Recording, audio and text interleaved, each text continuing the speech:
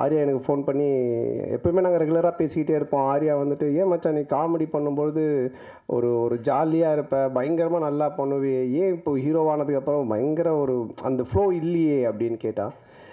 இல்லை மச்சான், நிறைய கமிட்மெண்ட்டு, நிறைய விஷயங்கள், இந்த படம் பண்ணுறது, அடுத்த படத்துக்கு ஒன்று இது பண்ணுறது, இதுக்கு நடுவில் யாராவது ஒருத்தங்க அட்வான்ஸ் எடுத்துகிட்டு வந்துடுறாங்க, அது கதை கூட சரியாக கேட்க முடியாமல் டக்குன்னு ஏதோ ஒரு கமிட்மெண்ட் ஆயிரும் அப்படின்னு.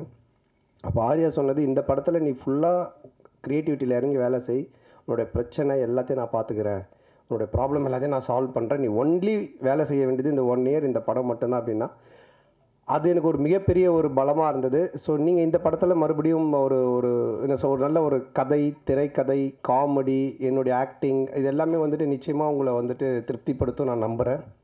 மே 16 தியேட்டரில் போய் பாருங்கள். அதே மாதிரி ஆனந்தை நான் சொல்லுவேன், தமிழ் உலகின் கிறிஸ்டோஃபர் நோலன் அப்படின்னு சொல்லுவேன். ஏன்னா ஆனந்த் பண்ணுற கதை வந்துட்டு ஒரு ஒரு லைனில் இருக்கவே இருக்காது. ஹாரர் ஜானர்னால் ஹாரருக்குள்ளவே இருக்காது.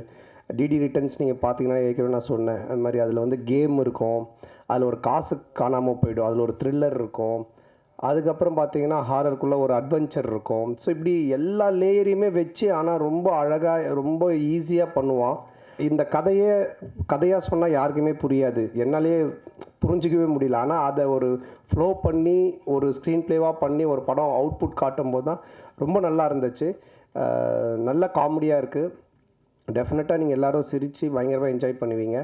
பட் நான் இங்கே என்ன தான் நாங்கள் கூவி கூவி படத்தை விற்றாலும் நீங்கள் பார்த்துட்டு சொல்கிறதா ரிசல்ட்டு. நீங்கள் தேட்டரில் பாருங்கள், ஃபேமிலியோடு பாருங்கள், குழந்தைங்க எல்லோரையும் கூப்பிட்டு போய் பாருங்கள், டெஃபினட்டாக என்ஜாய் பண்ணுவீங்க.